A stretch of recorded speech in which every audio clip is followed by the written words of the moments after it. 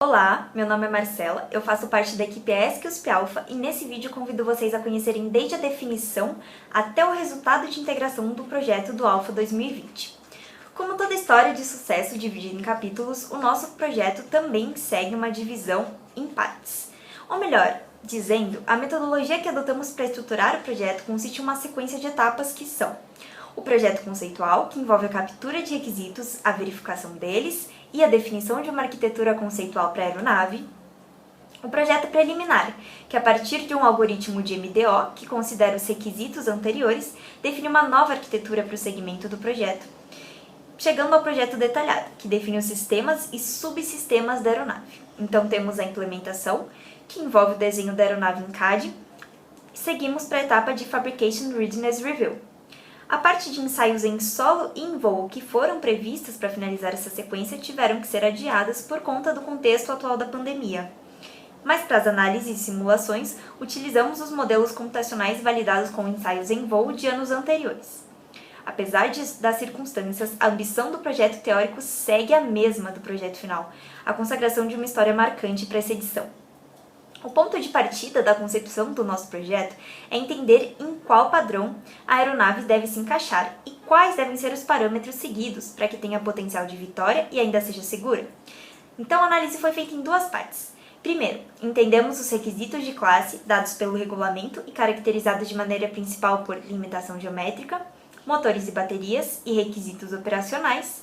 E na segunda parte da análise, a gente viu os requisitos derivados. E no primeiro momento, analisamos como maximizar a pontuação final obtida, segundo alguns parâmetros, e depois analisamos as características de voo com base nos parâmetros de confiabilidade de operação da aeronave obtidos em anos anteriores. Para que todos os requisitos necessários sejam validados, definimos um planejamento de verificação por meio de análises computacionais e obtivemos a arquitetura conceitual da aeronave. A possibilidade da motorização elétrica trazida para essa edição nos fez verificar o comportamento de um grupo motopropulsor elétrico em um soprador, e os resultados de tração foram bastante satisfatórios. Entretanto, observamos dois pontos principais que justificariam a não escolha desse tipo de motorização. O primeiro é que o experimento foi realizado apenas uma vez, e segundo, que sabemos que um dos desafios constantes da classe é a tentativa de reduzir o peso vazio. Infelizmente, o peso do GMP elétrico chega a ser 90% maior do que o peso da configuração utilizada no ano passado, e um fator de aumento desse não consegue ser compensado por ganho de tração. Paralelamente a esse ensaio, realizamos também ensaio com o grupo motopropulsor Glow, com a hélice fabricada pela equipe no ano anterior nas duas configurações, Tractor e Pusher. A configuração Pusher mostrou-se superior, e dado a validação por meio de ensaios em voo realizados em 2019 com esse mesmo GMP, a escolha foi então pela motorização Glow e configuração Pusher. Definido esse GMP, partimos para a definição de uma aeronave preliminar pensando nos projetos anteriores. A configuração da empenagem seria em H, na busca de reduzir o momento torsor. A empenagem vertical deveria ser full flying, pensando em uma quantidade menor de servos necessária e, consequentemente, menos peso e menor possibilidade de falha desse componente elétrico, e o trem de pouso, que deveria ser um triciclo, na busca de garantir melhor controlabilidade e melhor desempenho em corrida, com a presença de freio para garantir a bonificação de pontos. Observado que os requisitos de classe seguem a mesma tendência de 2019, o biplano, que obteve o melhor resultado nas análises preliminares do ano passado, foi escolhido para começar a análise preliminar de 2020. Pareceu razoável, então, reduzir a aeronave proporcionalmente, para cumprir o requisito de limite geométrico, mantendo todas as outras características iguais. Desse ponto, partimos para a otimização do biplano. Também uma tentativa de minimizar o peso vazio da aeronave, a ideia foi analisar a viabilidade de um monoplano. A análise teve início com a implementação em MDO e posteriores iterações de estabilidade e desempenho. Os melhores resultados de cada uma dessas linhas foi colocado lado a lado para fim de comparação e de definição da arquitetura preliminar. A conclusão foi que o biplano se sobressaiu sobre o monoplano, já que resultou em um maior valor de carga paga. Partindo desse projeto preliminar, em busca da melhor aeronave final possível, cada parte do projeto foi analisada detalhadamente, considerando a integração com outras partes. Então, primeiro, a análise das superfícies aerodinâmicas seguiu diretrizes diferentes para cada uma das partes. Para a asa inferior, a intenção era melhor aproveitamento do efeito solo, que foi obtido pelo aumento da corda da asa inferior, e também a busca da máxima razão entre CL e CD. Para a asa superior, um aumento no alongamento foi necessário para cumprir o requisito de mínima altura após decolagem. Além da busca de um aumento na razão de CL e CD, um dos focos foi o aumento do CL. E a empenagem horizontal teve que ser otimizada em relação ao perfil para garantir a trimagem da aeronave. Para cumprir requisitos de estabilidade, a área teve que ser maior, e para isso foi estabelecido maior valor de corda com a otimização do perfil, buscando um aumento do CL. Análises computacionais realizadas sobre a progressão de stall nas asas puderam ser validadas graças às análises do ano passado, que seguiram a mesma metodologia e foram realizados tanto computacionalmente como na prática. Os resultados garantem que a aeronave não terá perda de comandos que sejam provocados por stall de ponta. A análise de interferência da esteira garantiu que não há interferência significativa das esteiras das asas na empenagem, o que é um dos aspectos de uma aeronave segura. Então partimos para a modelagem da parte estática de estabilidade e controle da aeronave, que tem por base a análise de forças e momentos obtidas dos coeficientes aerodinâmicos em todas as fases de voo.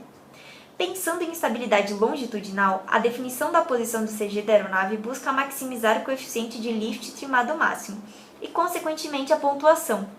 A posição do CG foi limitada frontalmente, cumprindo a faixa segura de carga normal da bequilha. Pelo estudo do comportamento da margem estática, os valores estão dentro daqueles definidos pelos requisitos derivados. A análise de estabilidade dinâmica segue as diretrizes do Level 1 da 1000F, que são verificadas pela simulação da aeronave ao longo do tempo, segundo o modelo de espaços de estado. A simulação mostra que os requisitos são cumpridos e comprova a estabilidade da aeronave ao longo de todo o tempo do voo em cruzeiro. Em busca de garantir a controlabilidade da aeronave, foram realizadas análises de envelope em voo que validaram o requisito de controle longitudinal. Para o controle lateral, a definição dos ailerons foi obtida de maneira a cumprir o requisito mínimo de rolagem, e portanto temos ailerons presentes nas duas asas em 40% da semi-envergadura de cada uma delas. A análise de controle direcional também validou a trimagem direcional da aeronave, que, em conjunto com as considerações anteriores, garantem que a aeronave é controlável em todos os eixos. Para realizar a análise de desempenho, fazemos a integração numérica das acelerações, observando as forças e momentos na aeronave. No estudo da decolagem, as condições de contorno estão relacionadas aos parâmetros de velocidades em diferentes fases de voo, distância de decolagem e carga na bequilha. Nessa fase é considerado o maior peso elegível da aeronave para altitude e densidade de 1.500 metros, que foi o maior valor encontrado nas edições anteriores da competição. Para o modelo de subida, o parâmetro a ser analisado é a altitude depois de 100 metros. O estudo da atitude, do ângulo de ataque e da deflexão do profundor ao longo da trajetória, somado às forças atuantes e velocidades, mostra uma resposta de curto período seguida por fugode convergente que tende à trimagem.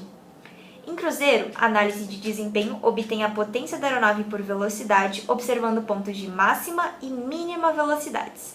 O objetivo da análise é verificar se a potência necessária é atingida nas condições de voo da aeronave. Para a análise das curvas, são construídos os envelopes de voo que mostram o cumprimento do requisito de velocidade após decolagem. E para a última fase do voo, o pouso, o objetivo buscado foi, além de um pouso seguro, a garantia da bonificação da distância de pouso. Para isso, verificou a necessidade do uso de freios que garantissem um coeficiente de atrito 170% maior que o coeficiente de corrida livre no trem de pouso. Então, definimos a utilização do freio desenvolvido em 2019, que já foi testado anteriormente. Na análise de cargas e aeroelasticidade, estudamos todos os carregamentos atuantes nas diversas fases de voo para alimentar os modelos de análises de estruturas e ensaios, garantindo uma base sólida para o projeto estrutural como um todo.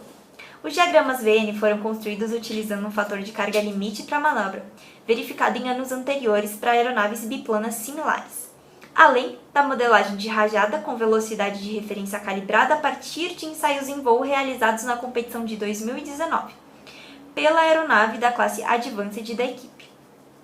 Encontrado o diagrama mais crítico, discretizou-se o diagrama segundo variações lineares de velocidade e fator de carga para verificação de diferentes casos de carga de manobra e rajada nas asas e na empenagem horizontal da aeronave. Esses casos foram analisados a partir da verificação dos pontos críticos do diagrama VN, da correlação de carregamentos preponderantes na geração de tensões normais e tangenciais, já que outros casos críticos podem ser produzidos a partir dessas combinações. Para a empenagem vertical, verificou-se o maior caso de solicitação para manobra em VA, segundo os requisitos impostos pela FAR 23. A análise de cargas, então, é concluída com a determinação dos carregamentos impostos no trem de pouso da aeronave para diversas condições propostas na FAR 23, utilizando fatores de cargas obtidos em drop test, feitos pela aeronave ESC USP Alpha 2019, dada a similaridade geométrica do trem de pouso de ambas as aeronaves. Também é realizada a determinação dos carregamentos impostos nas treliças em condições de máxima solicitação, para os componentes que estão ligados a ela.